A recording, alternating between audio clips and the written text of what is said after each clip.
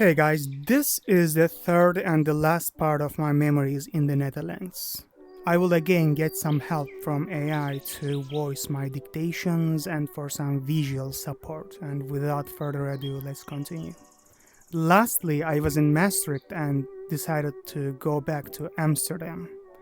And although my time in Maastricht was richer than I expected, the small size of the city made me claustrophobic. I was so much looking forward to go back to the bigger city of Amsterdam. When I finally arrived, I got that feeling back. Walking through the streets, I felt unseen, unmarked, uncared for once again. It's something you can experience only in cities with populations over 1 million.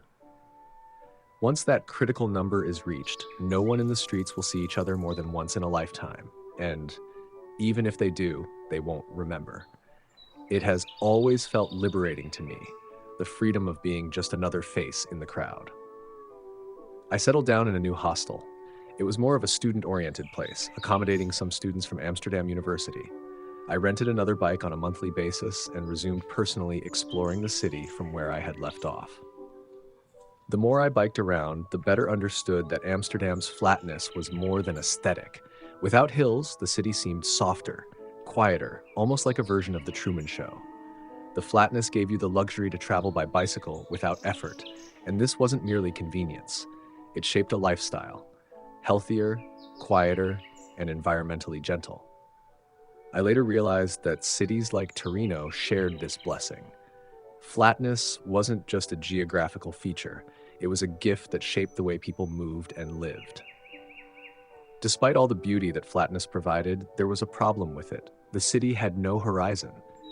It always made you feel like you were a lab mouse going around the labyrinths that some scientists had built.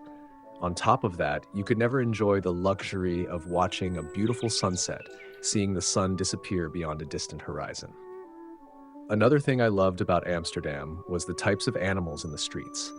Birds, exotic, colorful birds freely roaming everywhere in the city. I naturally compared it to my own city. We have cats in Istanbul, which are just as civil as birds. But the issue is we also have dogs in the streets. I cannot attribute the same level of civilization to dogs as I do to cats. Street dogs barking, the noise they create, and the fact that they can form groups and disturb the human order in public spaces, well, we have that problem. It's a complex topic with many reasons behind it, including cultural codes, but I'll leave it at that for now.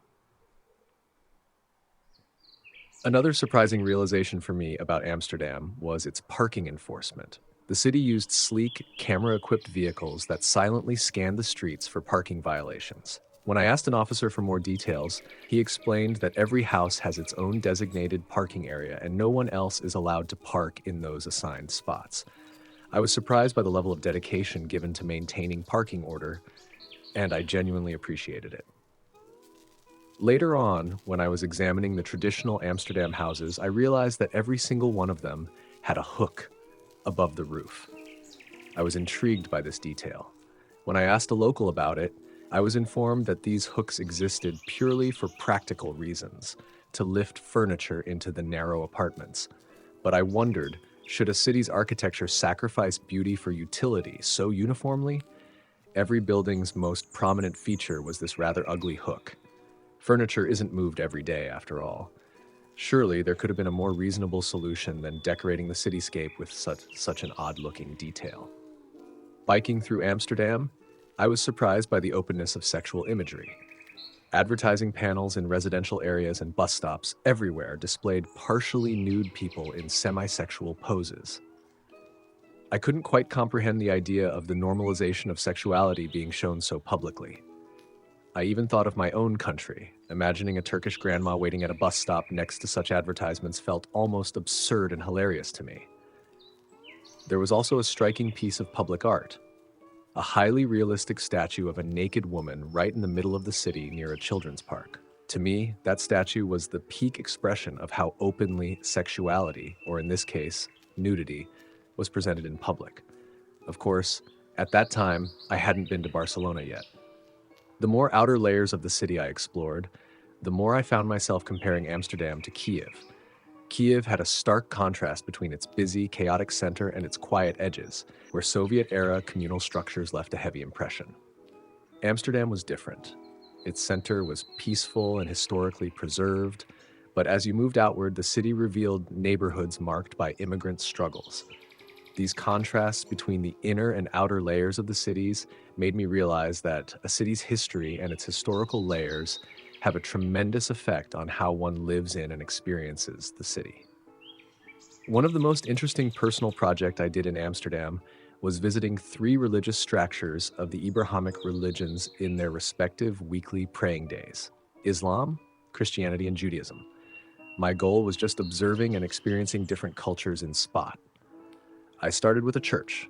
I did some pre-research before deciding which one to attend. I picked a very beautiful Protestant church, asked about the prayer times, and confirmed that there would be a service that Sunday.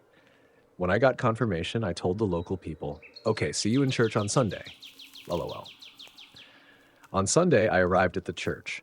It was a small gathering, perhaps 15 people, mostly elderly. The ceremony was intimate. There was socializing, symbolic rituals like watering flowers, and a brief 10-minute sermon addressing daily life, even touching on COVID. But the highlight was the music. A long session of live piano and choir where the congregation sang together from booklets. One of the old ladies gave me a booklet so I could sing with them, smiling warmly. Then we knelt to pray. It was very peaceful. They didn't know exactly who I was or whether I understood their language, but I was deeply impressed by their welcoming and inclusive attitudes. Later on a Saturday, I got on my bike and started pedaling to the biggest synagogue in the city. It was a rainy day, but I didn't want to miss it, so I somehow made it to the front of the synagogue. I saw people entering in a line, so I waited my turn and greeted the 2 people I assumed were volunteer synagogue workers, checking attendees and letting them in. I assumed it would be like the church experience, but it was very different. Those 2 people stopped me, asked for my name, purpose, and all sorts of other information. I thought, okay, I pedaled for 30 minutes in the rain, so let me cooperate with these questions and get in. But they told me that since I wasn't part of the synagogue community, they couldn't allow me in. It was reserved for the synagogue's own prayers. Having spent nearly 5 minutes answering questions from civilians in what I had thought was a public place, and after pedaling 30 minutes in the rain to get there, I insisted on entering. I explained that I wasn't Jewish but could pray in my own way and wanted to join them to personally observe their cultural rituals. After that, an armed police officer with a machine gun approached and thoroughly interrogated me, checking my residence permit ID and contacting the national police station via radio. At that point, I realized they seriously did not want me in. I made a few jokes to soften the situation, spoke to the officer in a friendly manner for a while, and left. Answering so many personal questions on the spot, yet not even receiving a friendly word from the 2 volunteer synagogue workers felt incredibly otherizing and exclusive. Another day on a Friday, I visited Amsterdam's largest mosque during the Friday pray. Architecturally, it was stunning, its design blending seamlessly with the surrounding brick buildings. I learned it was under Turkish management and functioned as a kulliyeh, including educational buildings for Turkish and other Muslim children. It was a striking example of how Islamic centers in Europe are often supported by the Turkish community, helping preserve culture and faith far from home. I had the privilege of spending an hour and a half over tea with one of the mosque's managers, the head imam. He was Turkish and spoke candidly about his background and his unfulfilled dream of higher education. I remember him as having an enlightened perspective on education, describing himself as a sympathetic Islamist, someone devoted to improving his community without creating division. Entering a mosque or a church was effortless and welcoming, compared to the heavy security and questioning at the synagogue. It made me reflect on the us versus them mentality and the realities of inclusive and exclusive communities. Regarding the mosque versus the church's 2-hour service, rich in symbolism and music, contrasted with the simplicity I experienced during a Friday prayer at the mosque. I realized that while sophistication in ritual has its beauty, simplicity resonated with me more. Perhaps that's largely due to some internal cultural preferences. Both were beautiful and enjoyable in their own ways, and I appreciated the inclusive attitudes of each. That was basically all the memories I wanted to share about Amsterdam. Lastly, as a bonus, let me add an anecdote from Maastricht that I forgot to include in that part of the series. When I was in Maastricht and met many students there, including regular four-year students at the local universities, I noticed an interesting demographic phenomenon. I met many students from ethnic communities historically connected to Dutch colonialism. Many were from island nations or distant territories, yet they held Dutch overseas IDs, even though they had been born far away in the Americas. It was a living example of how colonial history continues to shape demographics and access to education today. And the other thing was about the EU-born students. There's a saying I often heard: Europe no longer produces young, ambitious creators, only older, comfortable keepers of tradition. I found truth in it. Among the countless European students I met, none seemed driven by entrepreneurial spirit or bold, innovative ideas. Almost all were pursuing careers in environmentalism or within bureaucratic European institutions. I felt like their shared mission, consciously or not, seemed to be preserving Europe's status quo rather than challenging it. I don't necessarily criticize this. Perhaps it's simply the natural destiny of every civilization that has long enjoyed prosperity. Okay, that was all about my memories in the Netherlands. Overall, it was a good experience, and especially as the city of Amsterdam, it was another thing.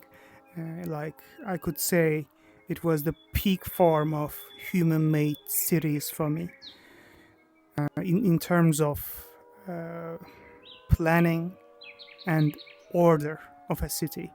Of course, there are much more different evaluation criteria, but when it comes to security, order, the plan of a city, it's the peak form. Okay, after this thing, I continued with my second Erasmus project. It was originally planned to be in London, but because of the Brexit situation, I changed it to Spain, and I had it in Barcelona. And after this series, there will be some memories for this project. But for now, I'm gonna put some, the last photos that I captured in Amsterdam. So enjoy.